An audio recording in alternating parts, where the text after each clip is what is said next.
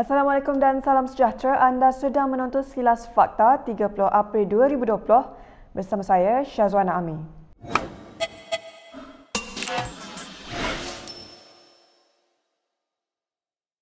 Semua bantuan makanan, barangan persendirian atau NGO untuk kawasan Perintah Kawalan Pergerakan diperketatkan PKPD perlu dihantar ke pusat operasi untuk diedar oleh petugas Barisan Hadapan.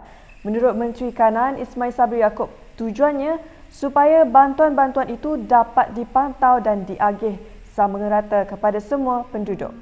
Tetapi kalau kita hantar secara persendirian, tidak melalui pusat operasi, jadi kadang-kadang pusat operasi tak tahu yang mereka telah penerima barangan. Dan kalau ada NGO lain datang, mungkin dihantar di rumah yang sama. Jadi akhirnya mungkin ada yang tak dapat, ada yang mendapat secara berlebihan. Sebab itulah saya mencadangkan supaya hantar melalui pusat operasi, supaya pusat operasi boleh mengagihkan barangan itu sama rata. Pihak berkuasa tempatan PBT seharusnya membenarkan kilang-kilang di bawah sektor yang diluluskan oleh Kementerian Perdagangan Antarabangsa dan Industri (MITI) untuk beroperasi sepenuhnya ketika Perintah Kawalan Pergerakan berkuat kuasa.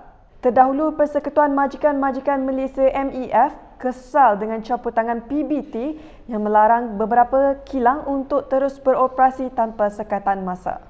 PBT sepatutnya membenarkan, ya. Jadi mungkin ada sedikit kekeliruan dan kita minta perkara ini dibincangkan dengan KPKT dan sebagainya untuk memastikan setiap kilang yang diluluskan beroperasi oleh MITI juga mendapat kelulusan daripada pihak PBT. Ketua Pengarah Kementerian Kesihatan Dr. Nur Hisham Abdullah hari ini mengumumkan 84 lagi pesakit pulih, menjadikan jumlah keseluruhan yang telah sembuh daripada jangkitan itu ialah 4,171 atau 69.5%. Dua kematian dilaporkan hari ini menjadikan jumlah kematian sebanyak 102 orang setakat jam 12 tengah hari. Malaysia mencatatkan 57 kes baru yang menjadikan jumlah keseluruhan sebanyak 6,002 kes. Ingin dimaklumkan bahawa daripada 57 kes baru yang dilaporkan hari ini, 25 kes adalah kes import. Ini bermakna kes penularan tempatan ataupun local transmission adalah 32 kes.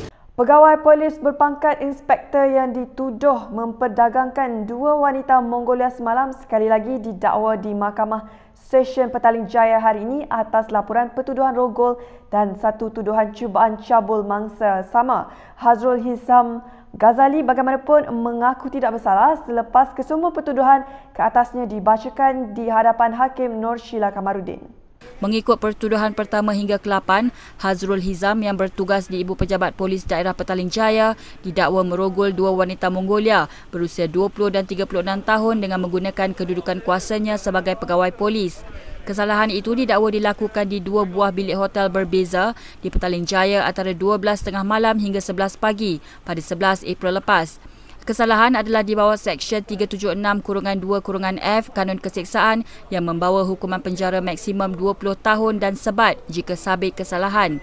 Bagi kesalahan cubaan cabul, lelaki itu dituduh telah menggunakan kekerasan jenayah ke atas mangsa pertama dengan niat untuk mencabul kehormatannya di kemah petugas Sekatan Jalan Raya Plaza Tol MPE 10 April lalu. Kesalahan adalah mengikut Seksyen 354 Kanun Keseksaan yang membawa hukuman penjara maksimum 10 tahun atau denda atau sebat atau mana-mana dua dari hukuman itu. Mahkamah membenarkan tertuduh diikat jamin RM27,000 bagi kesemua pertuduhan dengan seorang penjamin dan menetapkan 2 Jun untuk sebutan semula kes. Langkah kerajaan membenarkan beberapa sektor ekonomi beroperasi penuh sepatutnya membolehkan Dewan Rakyat bersidang sekurang-kurangnya 2 minggu, kata Majlis Presiden Pakatan Harapan. Dalam kenyataan yang dikeluarkan hari ini, Majlis Presiden PH berkata beberapa pindaan juga perlu dilakukan pada peraturan mesyuarat bagi membolehkan Parlimen bersidang lebih lama. Antaranya ialah mengenai sidang dalam talian dan penetapan jumlah anggota Parlimen tanpa menjejaskan quorum atau peratusan undian parti masing-masing. Masalah-masalah rakyat juga perlu perhatian khusus Parlimen serta semak dan imbang perjalanan kerajaan bagi menjamin ketulusan pengurusan dan tanggungjawab pihak eksekutif. Setiausaha Dewan Rakyat pada 17 April lalu mengeluarkan notis kepada semua anggota parlimen mengenai sidang yang hanya berlangsung selama sehari pada 18 Mei ini. Kaki tangan syarikat penerbitan majalah Blue Ink Media menerima memo daripada pentadbiran berkenaan penamatan operasi syarikat itu bermula hari ini. Memo itu memetik CEO Azlina Tajuddin sebagai berkata, keputusan itu dibuat selepas mengambil kira pertambahan kerugian akibat pandemik COVID-19.